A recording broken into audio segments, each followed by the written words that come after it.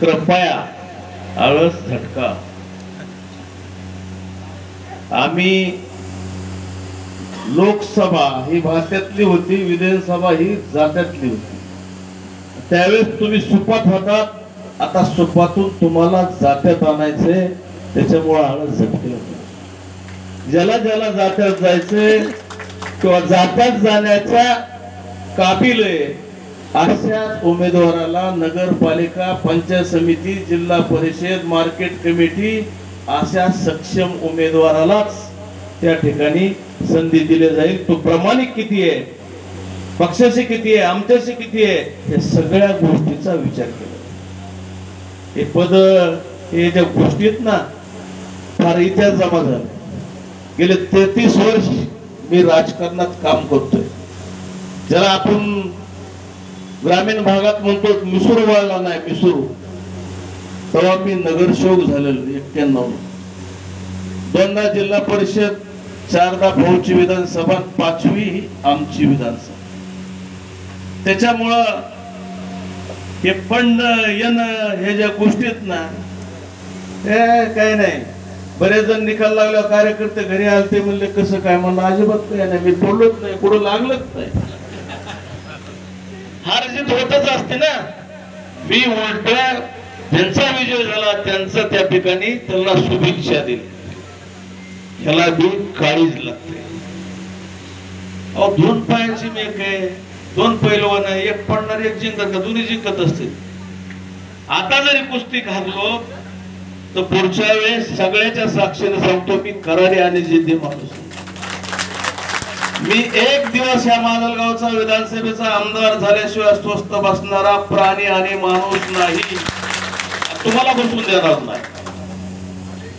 ज्यांनी काम केलंय त्या सगळ्याची दखल या मतदारसंघाचा प्रमुख आणि उमेदवार या नात्याने माझ्याकडे आहे.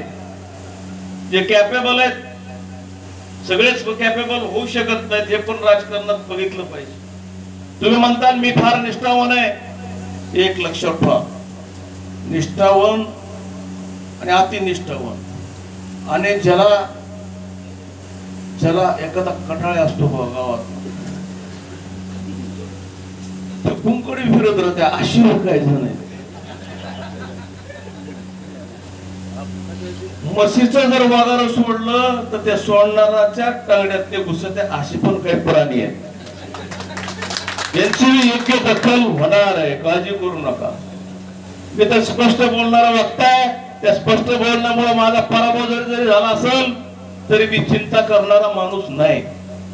त्यामुळे मी सांगतो, तुम्हाला ज्या पक्षात तुम्ही आहात तिथं इमानदारीनेच राहा बाबा. साथ में जलो, दिल में क्या जलो, काय म्हणतात त्याला, मुंह में राम बगल में छुरे, ऐसा मत करो. राहायचं ते इमानदारीच राहा. नसलं जमत तर तुमच्यामुळे काही पक्ष थांबणार नाही, माझ्यामुळे थांबणार नाही. उद्या मस्के साहेब ते पदाधिकारी, यांच्यामुळे पक्ष कधी थांबत नसतो. एवढी पक्षात फूट होऊन बी पवार साहेब हापकलेत का? त्यांच्या चेहऱ्यावर तुम्हाला काही वाटतं का? त्यांची जी चालण्याची स्टाईल आहे, जी बोलण्याची स्टाईल आहे, काम करण्याची स्टाईल आहे, ही बी आज बी तेवढ्याच ताकदीची स्टाईल आहे. हे राजकारण आहे, हे काय पडझड आहे. हे काही दिवस सासूचे, काही दिवस नसे चालत राहतात. राजकारणात सारखे दिवस कधीच नसतात. आजचा दिवस उद्या नसतोय, लक्षात घ्या. त्यामुळं उद्या नगरपालिका, पंचायत समिती, जिल्हा परिषद, सोसायटी असेल, ग्रामपंचायत असेल, तुम्हाला माहिती माजलगाव वडोणी मार्केट कमिटीमध्ये मी एकटाच मैदानात उतरलो होतो, आठवत असेल तुम्हाला. सगळ्यात न येणाऱ्या जागा आमच्या पोट्यात दिल्या.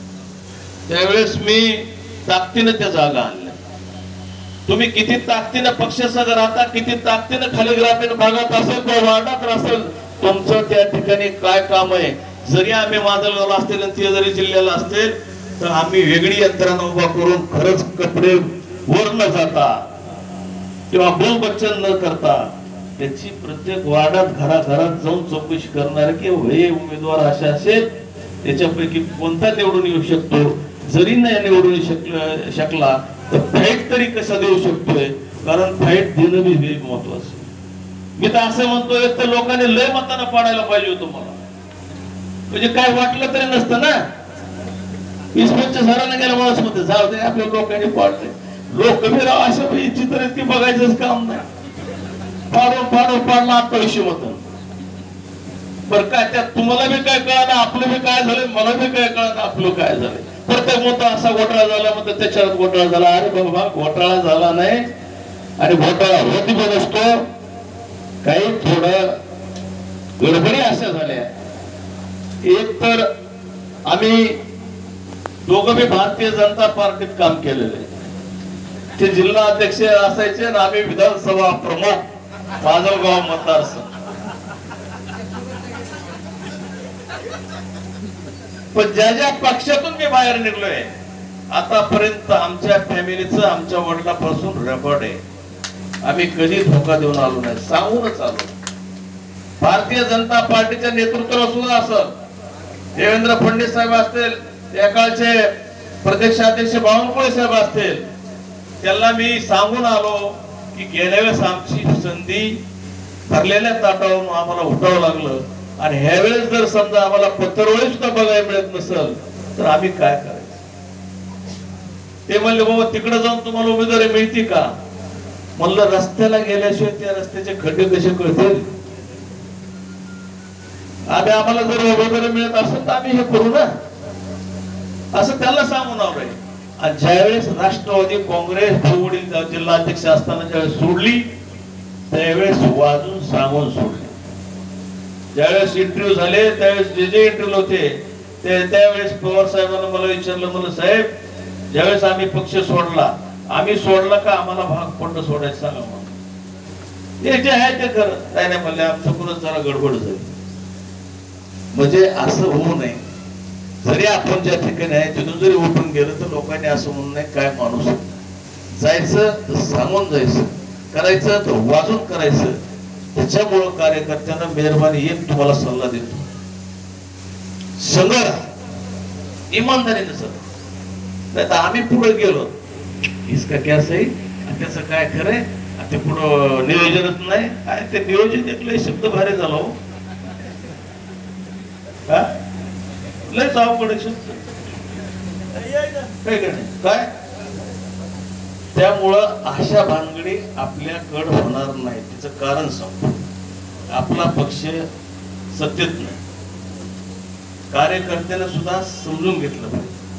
आणि जे काय कार्यकर्ते आपल्याकडे आहेत ते सर्वसामान्य गोरगरीब 18 पगड जातीचे कार्यकर्ते. ना त्यांचे नंबर 2चे धंदे नाहीत, ना त्यांना कुठल्या गुत्तीचे कामं नाहीत, ना आम्ही आमदार नाहीत ना ते नाहीत. फक्त आपल्याकडे येऊन एकच खासदार. मला सांगा खासदार एकच जिल्ह्यातून सगळे जर तिचे कपडे जर ओढायला लागले कपडे राहणार नाहीत ना. आपल्या कुटुंबात 2 भाऊ असले तर दोन्ही भावाला एकूण समाधान मानू शकत नाही किंवा समाधान करू शकत नाही. हे आपण दैनंदिन जीवन जगत असताना बघतो. त्यामुळं कार्यकर्त्यांना समजून घेतलं पाहिजे. उद्या एखादा नगरपालिकेला उमेदवार आहे आणि निवडून येऊ शकतो तर त्याला ताकदच दिली पाहिजे. आमचं नियोजनच नाही पुढे हेच नाही, हे जे नखरेत ना मी ह्याला नखरे म्हणतो हे जरा बंद झाले पाहिजे. तुम्ही म्हणताला त्याचे इलेक्शन संपले का असं नाही. लक्षात ठेवा, माझं 10 रुपये होते म्हणून मी 9 रुपये खर्चे. बारीक कार्यकर्ता त्याचं 5 रुपये त्याने कुठून 9 रुपये खर्चायचे याची जाण मला चांगली आहे. म्हणून मी तुमच्यासाठी सांगतो आमचे इलेक्शन झाले बाबा. आता आमचं 5 वर्षालाच काय वास्तुशांती पुढच्या होईल ते होईल मला माहित नाही, पण आता नगदी तुमचं इलेक्शन म्हणून तुमच्या भल्यासाठी सांगतो. तुमच्यापैकीच उद्याच्याला उमेदवार आहेत. सगळे मला चेहरे माहिती, सगळ्याचे काय व्यवसाय किंवा सगळ्याची म्हणजे पुण्याच्या परिस्थितीची मी अशी यावेळेला करीत नाही. पण शेवट सगळं नाटक जमतं पण परिस्थितीचं नाटक सांगता येत नाही. त्याच्यामुळे उद्याच्याला पंचायत समितीला, नगरपालिकेला, जिल्हा परिषदला एखादा आपला गरीब उमेदवार असेल समजून घ्या. आपणच उमेदवार आहे म्हणा ना. का 10-5 रुपये आपण खर्च काय फरक पडणार नाही का. उद्या मला सांगा खरंच दुर्दैवानं मला कशाला म्हणा मी तर पडलो जर निवडून आला असतो तर मला खरं सांगा मला तुम्ही सोडलं असतं का. आमच्या गावाला हे पाहिजे, मला हे पाहिजे, मला ते पाहिजे, हे झालंच असतं. ते करावंच लागतं. कार्यकर्त्याला जोपर्यंत रसद राजकारणात रसद ज्याला आपण म्हणतो तोपर्यंत कार्यकर्ते आणि पक्ष संघटन मजबूत होत नाही.